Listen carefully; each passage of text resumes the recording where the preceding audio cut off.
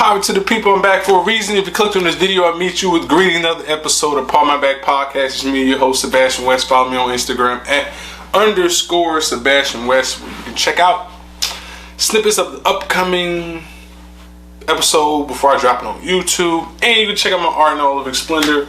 Art is the main objective is to get my art out there so people can check it out. So yes, follow me on Instagram at _Sebastian West. Now, feeling like what I'm kicking, like what I'm spitting, just know when you tune to this, the cloth is different.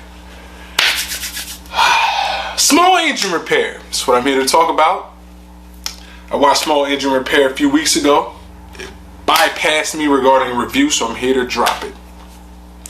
Small Engine Repair, starring drum roll. What's this guy's name, man? Pardon me. I'm unprepared. I'm unprepared. Nevertheless, the show must go on.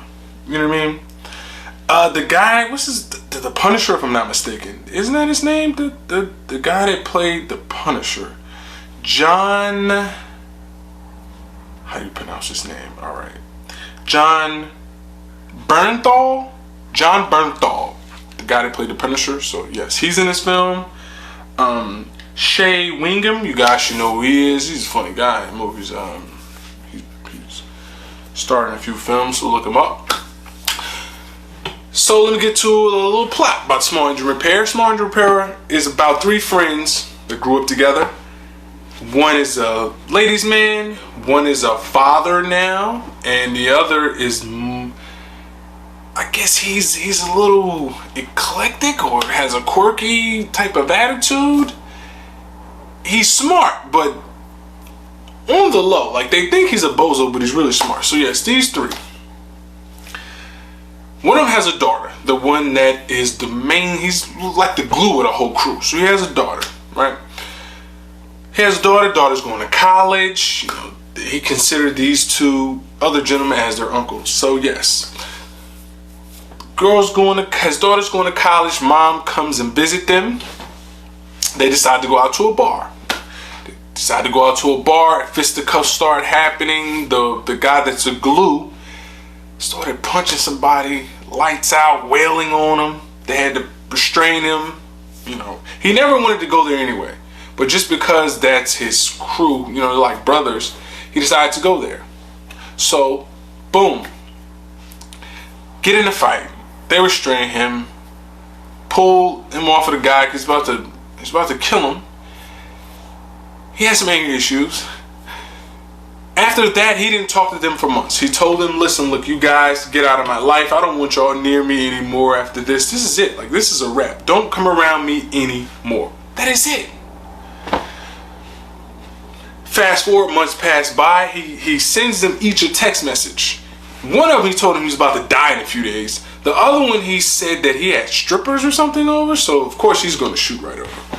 So they get to his garage, which is a small engine repair garage. Boom. So they get to his garage.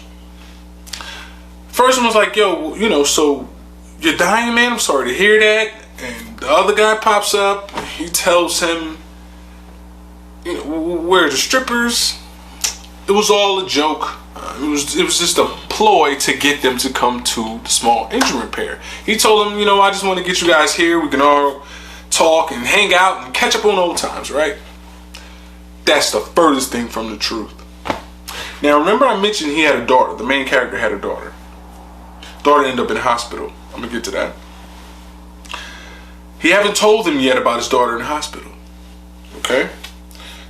For them, they just think that the daughter's going away for college. He wanted to meet up all together, you know, and send his daughter off to college.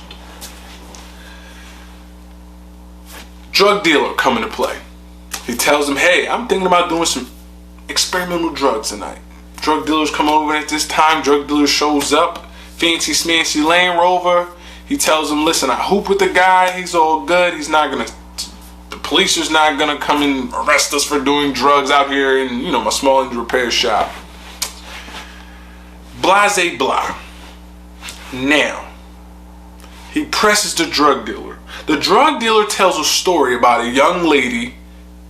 He's telling the story not to the main character, but to the other two. He's telling them a story about a young lady they met at a party, and this young lady sent him some explicit photos of her breasts. Tells the story. The main character overheard the story. He presses him like, "What's the girl's name?" He's like, "What are you talking about?" He made fun of the girl. He said the pictures are everywhere. She was going to a college. So at this college, he invited her to a party. They were chanting this nickname. Now, the name wasn't too becoming. So she's a little embarrassed. She's hurt. He decides, you have to pay for my daughter. My daughter's suffering. Now, remember I mentioned daughter's in the hospital? She tried to kill herself due to the drug dealer making fun of her, sending the pictures out to this college campus, and boom, it spread like Wi-Fi. It went viral, right?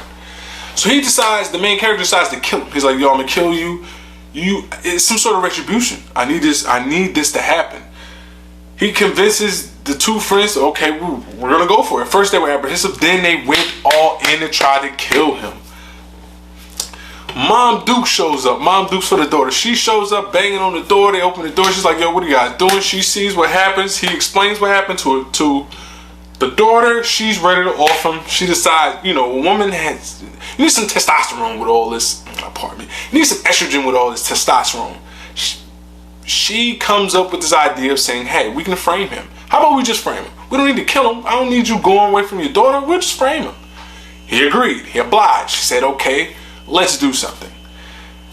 They didn't know. Well, the kid explained that his dad is a big shot lawyer. Like, we're from his law firm. He has money. He can get out of this with no problem. And they'll probably end up worse off if they do something to him. They come up with something that's a little crazy. I ain't gonna front, it's a little spooky, but I'm explaining it to you, alright? They come up with an idea of taking a picture with homeboy in a compromising situation. So I'm gonna share a little detail, alright? So one of the guys decides to pull out the blow and have it near him on some, real freak off type pictures, you know what I mean? Listen, that's what they didn't need that in the movie. They did not need that, but that's how they was playing. Wilding. They end up taking the picture and blackmailing him. The daughter lived, she was in a coma. Matter of fact, she was in a coma, and things transpired, I'm assuming, from there. That small engine repair. I like small engine repair without that little bugged out scene. The spooky scene was crazy. I don't think they didn't even need that, man. It was a good film. Besides, it's a lot of profanity in this film, which was, I don't know, if you're like me, I think that you can still have a good film without profanity. Like, you can just act. So yes, Small Engine Repair, man. Go check out Small Engine Repair. I would give it a 6.5 out of 10. So go check out Small Engine Repair. Be mindful of the profanity in the one scene. So no, this is not for children. Don't watch it with your children around. Just be mindful. And if you don't like this, then skip over it. Alright? Remember, big shots number little shot that kept shooting. And if you don't like my reviews, cut me some slack, and if that ain't good enough, pardon my back. In the meantime, hold it down. I'm Sebastian West for Pardon My Back Podcast. Salute.